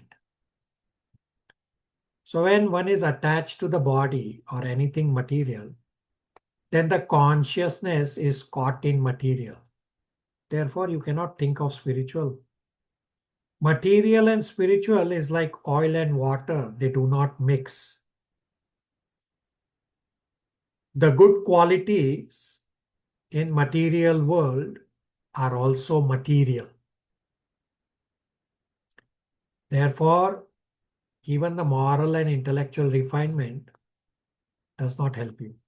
And in subsequent inquiries, I'll bring up a verse on screen where Prabhupada explains how to understand spiritual topics, where in that verse we'll soon read, where Prabhupada also explains that you cannot understand spirituality by academic knowledge.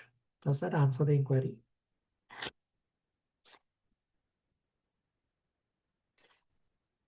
Question number 2. If obedience to spiritual master conflicts with direct service to the Supreme Lord, which authority logically holds the higher position and why? If spiritual master gives you an instruction that is contradictory to Supreme Lord, then leave that spiritual master.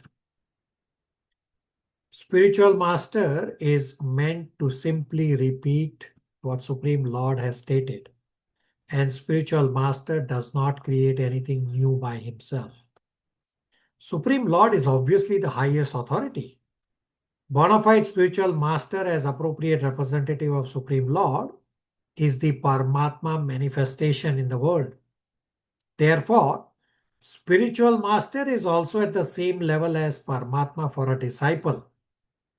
Although the appropriate bona fide spiritual master does not consider himself at the level of Paramatma, rather the bona fide spiritual master will always call himself as a servant.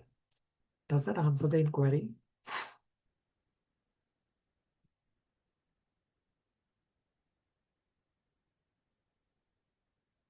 Question number 3. Why does the Lord reward surrender not with material compensation, but with eternal service and proximity? So we already discussed in the above question number 1 that material and spiritual do not intersect. Further, in 1.8.26, Kunti Maharani says, one who is akinchana gochara. Kinchana gochara means one who is materially exhausted can take the name of the Lord with feelings, versus all those with material opulences are puffed up of their position. Therefore, Lord is not going to give you something that is going to puff you up. And you are anyway going to the Lord and you are chanting Hare Krishna Mahamantra to engage in Lord's service. So that's what all devotees do. And this is also taught by Lord Kapila. Now, Lord Kapila is Krishna himself, is a Shakti Avisha avatar. So Lord Kapila also, in his prayers, he says, Lord, I desire to serve your lotus feet.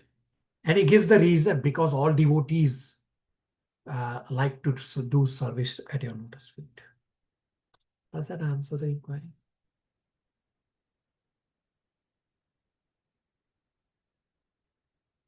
Mike? Hare Krishna, Prabhuji. Prabhuji, thank you for clarification. I had a follow-up question. So generally, as a human being, we like the service that we are. I'm not able to explain properly. So, whatever chanting or things that we are doing, somewhere at the back of the mind, you tend to get that desire, like maybe I want something in the material world or something like that. Yeah, so we did read from the Dhruv Maharaj chapter verses that it's okay to have or okay to start with material desire. It does not stop you from going to the Lord. The Lord will purify. So continue. Right? Okay, Prabhuji. Thank you. Question number 4. Why is surrender a prerequisite for understanding devotional service rather than intelligence, scholarship, or discipline, etc. alone? So in the material world, just as for getting admission in any particular field of study has some prerequisite courses to complete, similarly, surrender is the qualification on the devotional path. We'll soon read Bhagavatam 4.9.5. Srila Prabhupada describes that Dhruv Maharaj, a 5-year-old boy, has never gone to any school. But when Dhruv Maharaj was empowered by the Lord, all of a sudden, this 5-year-old boy is speaking beautiful prayers. So Dhruv Maharaj's prayers are very beautiful.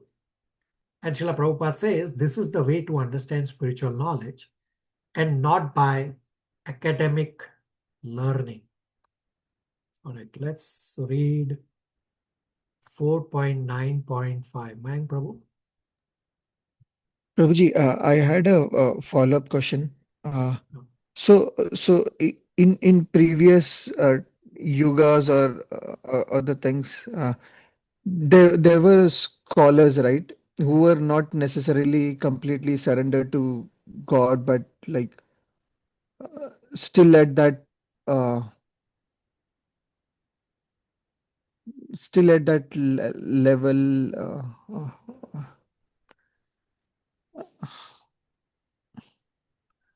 Like for example, in Mahabharata, Vidura was not completely surrendered to Sri Krishna, right? That is not correct. Vidura is a Okay. pure devotee and a Mahajan. Vidura was absolutely fully surrendered to Krishna. And because of his surrender, he had the desire to serve Krishna, and therefore he got himself cursed. So there we have discussed this in Canto 1, that Vidura deliberately got cursed. I think it was Mandaka Muni, one of the Munis, so that he can take birth as a Shudra or material world to serve Krishna. So you have to distinguish between material intelligence and the intelligence of a devotee. Materialistic intelligence, all these scientists, does not help you at all for spirituality. Their knowledge is about the material world, and that too very limited. They don't even know the entire universe. So all this academic knowledge does not help you, and that's exactly what Prabhupada explains in the verse. Now visualize for yourself. I have given you visuals for the entire universe. The scientists, they don't even know the seventh plate on which we are. All these planets. So Divya had described in one of the classes earlier. We read about from Bhagavad Gita, chapter 11, about the universal form. That all these planets that we know, Mars, Venus, Jupiter, etc., they are on the seventh plate. Astronauts, NASA doesn't even know this seventh plate. There are plates above this seventh plate. There are plates below this seven plates, which make up the entire 14-planetary universe. People in this science world, they don't know anything. So how can they know something which is beyond the material world? It's not possible, right? So, the thing is, to be spiritually to reach at a spiritually scholar level, one has to surrender. That's the first mandatory step. Correct. Because Absolutely correct. because the reason this question was like yeah, in previous yugas there were lot of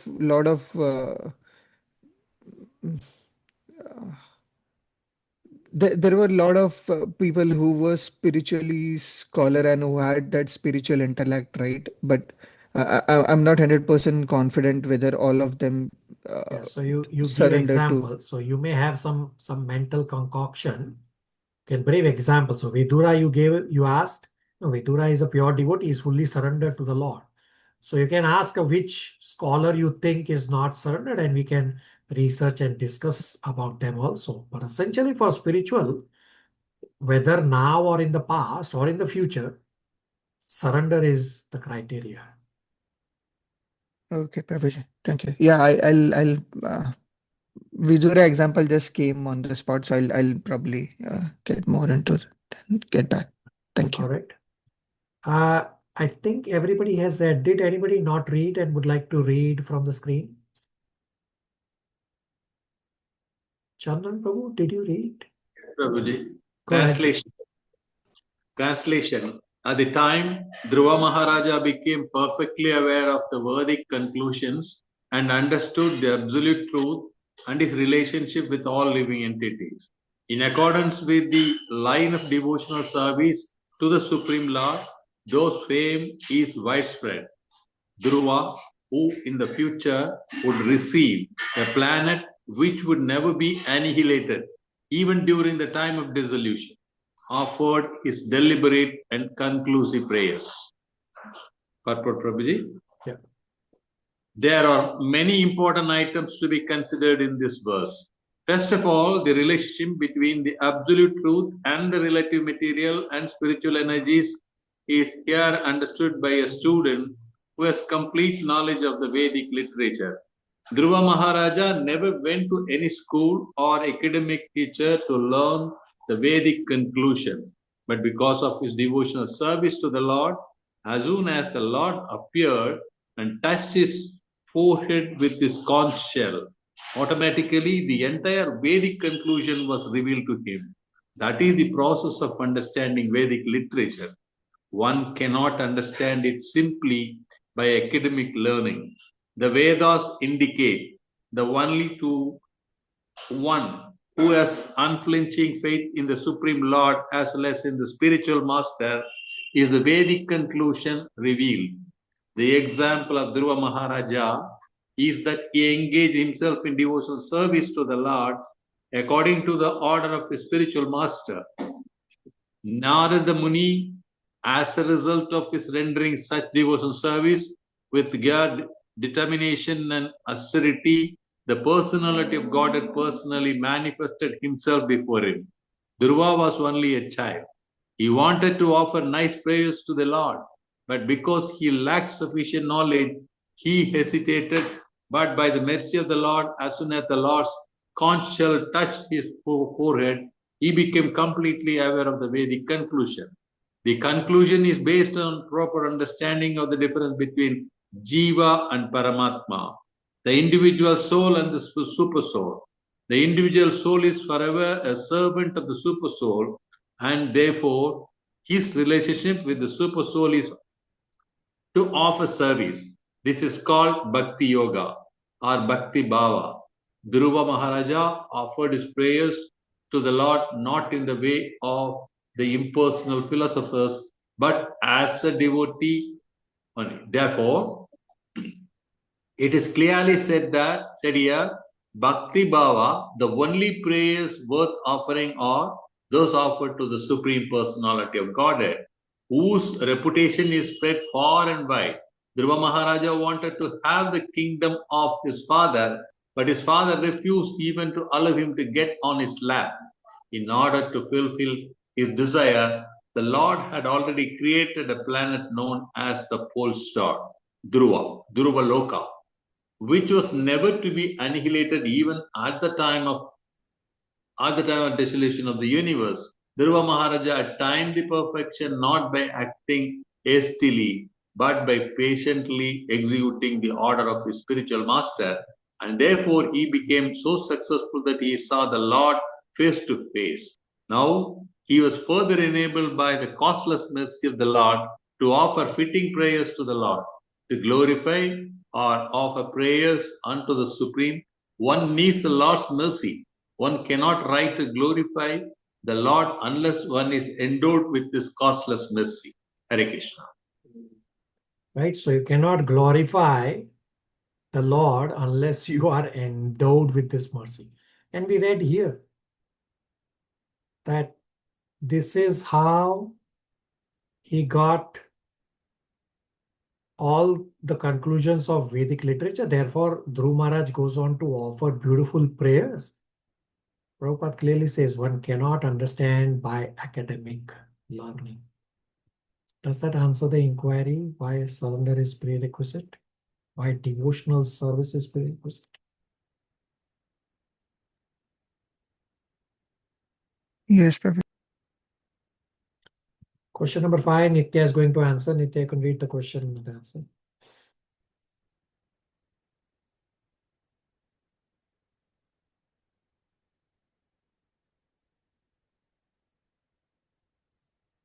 Nitya. Yes, Prabhu.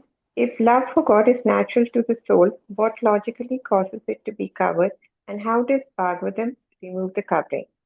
So Bhagavad Gita 13.22 states the enjoying mentality of the conditioned soul places one under the illusion of Maya, and thus he becomes forgetful of his original nature and love of God.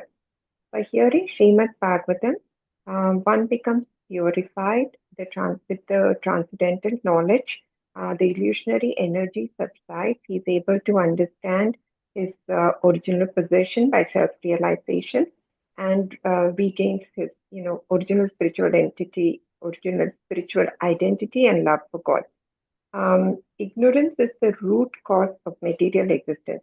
Srimad Bhagavatam actually destroys such ignorance by giving us the knowledge of Lord Krishna as the master and the soul as the eternal servant of the eternal master, Lord Krishna.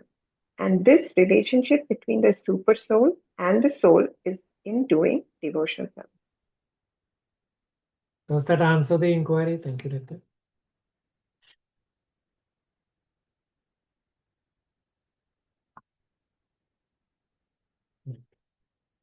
Question number 6. Why does the Supreme Lord personally intervene to punish miscreant rulers instead of allowing karma alone to act? Per Bhagavad Gita 4.8 purport, Krishna actually appears to appease his pure devotees and as a byproduct also kills the demons who are harassing the devotees. Krishna does not need to come to the material world to kill. Krishna is super soul in the heart, and the super soul can simply give a heart attack to the demon. Still, Krishna comes to enact pastimes for the benefit of all people in general, so that people can get a chance to go back to Godhead. And Krishna comes to the material world to satisfy his fighting desire because there is no one in the spiritual world to fight. Does that answer the inquiry?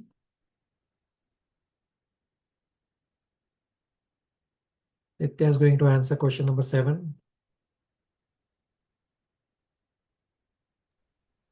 Yes, Prabhu. Why is the Lord described as curing disease through the same rather than through physical treatment?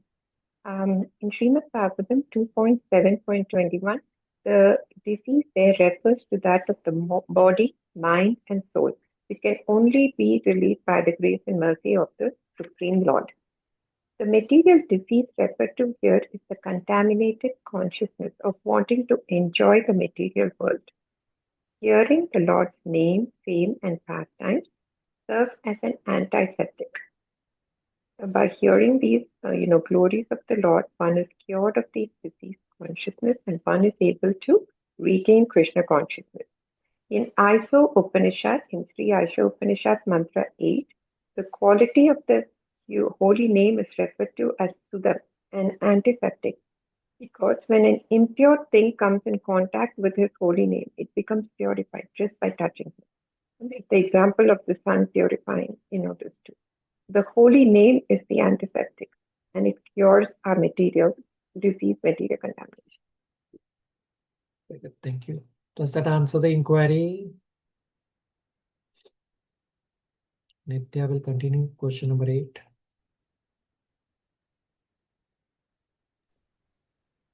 Yes, Prabhu. If medical knowledge originates from the Supreme Lord, what distinguishes spiritual healing from material medicine? Everything, all knowledge, including medical knowledge, originates from the Supreme Lord. Spiritual healing refers to the healing related to the soul, and herein it refers to the liberation of the soul from the repeated cycle of birth and death.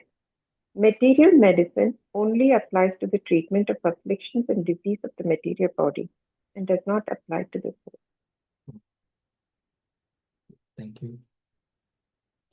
Question number 9, we have already discussed. Question number 9 is, if the Lord is omnipotent and omnipresent, why does he choose to descend personally rather than correct the world through indirect means? So we already discussed this as part of question number 6 above. Question number 10. Why is evil not merely avoided but directly confronted and corrected by the Lord? So we already discussed the same answer, that Krishna comes to the material world to satisfy his fighting desire. Question 11, Nitya is going to answer. If demigods are subordinate administrators, why should their worship be unnecessary when one directly serves the Supreme Lord? Bhagavad Gita 9.23. When one waters the root of a tree, the branches and the leaves of the tree are watered. So when worship of the Supreme Lord is done, it automatically comprises the worship of the demigods, who are devotees of the Lord. Lord Krishna clearly states that in Bhagavad Gita 9.23 that he does not approve of demigod worship. He refers to it as avidipurvaka.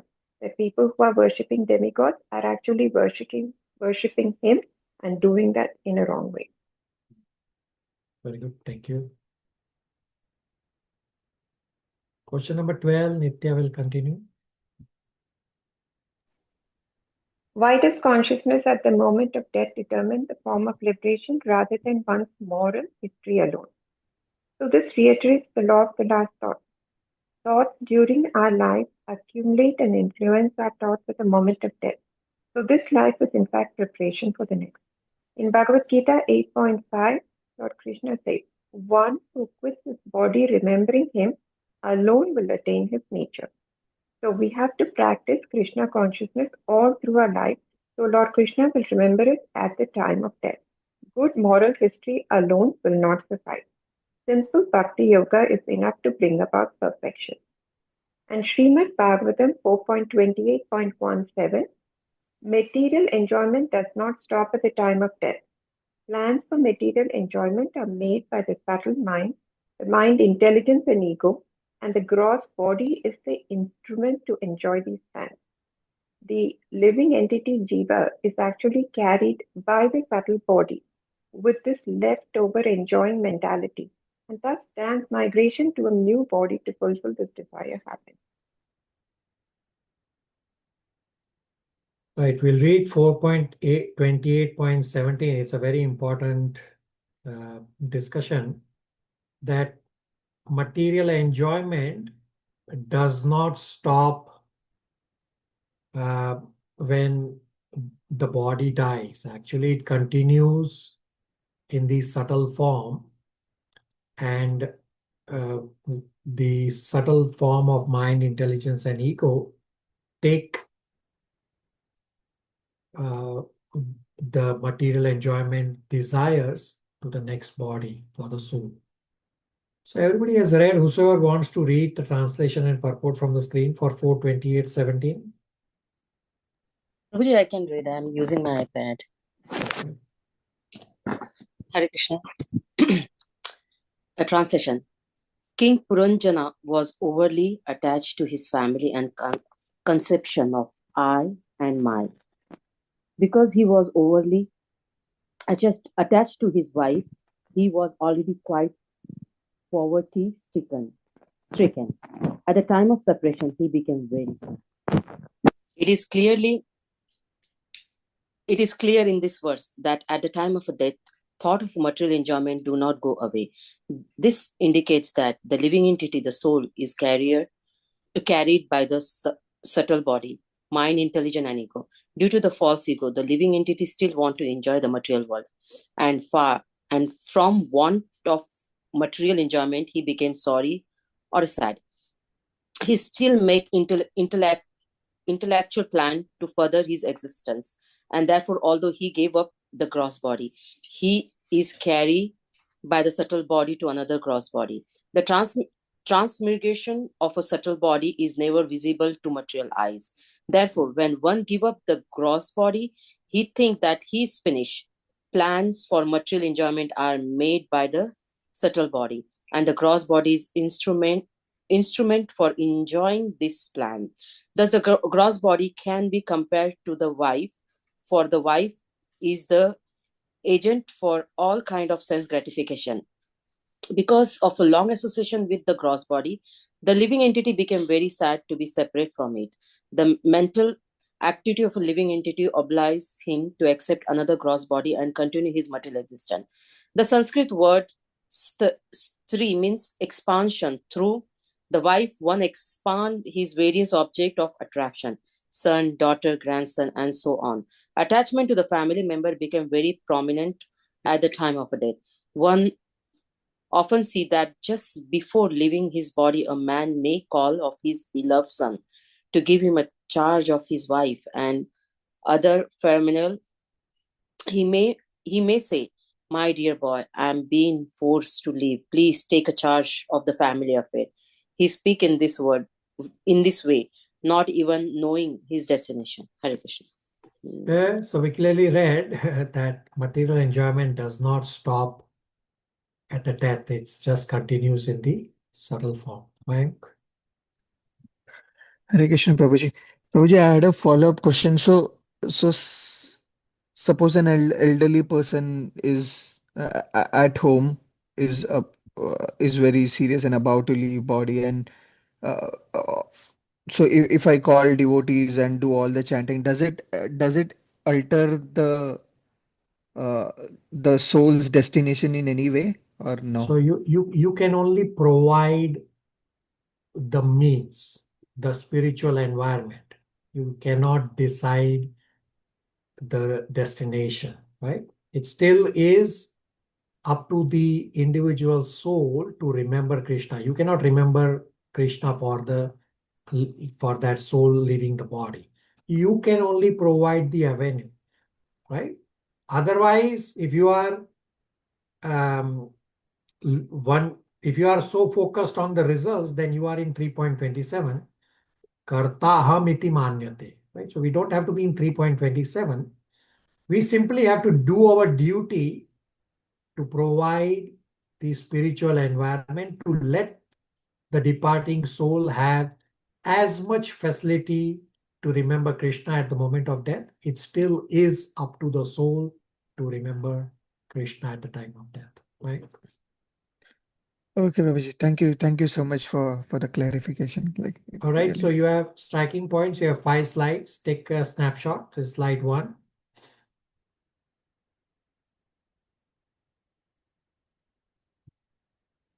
Slide 2.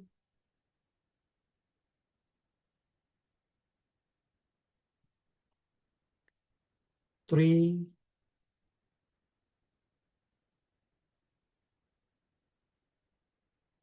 4,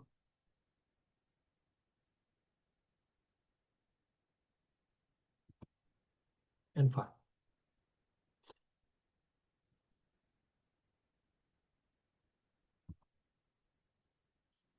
All right, we are just past 9 a.m. Toronto time. We'll stop here. Hare Krishna, everybody. Thank you, Hare Prabhuji. Krishna. Thank you, Prabhuji. Hare Krishna. Hare Thank you, Krishna. Prabhuji. Thank you, Prabhuji. Hare Krishna, everybody. Hare Krishna.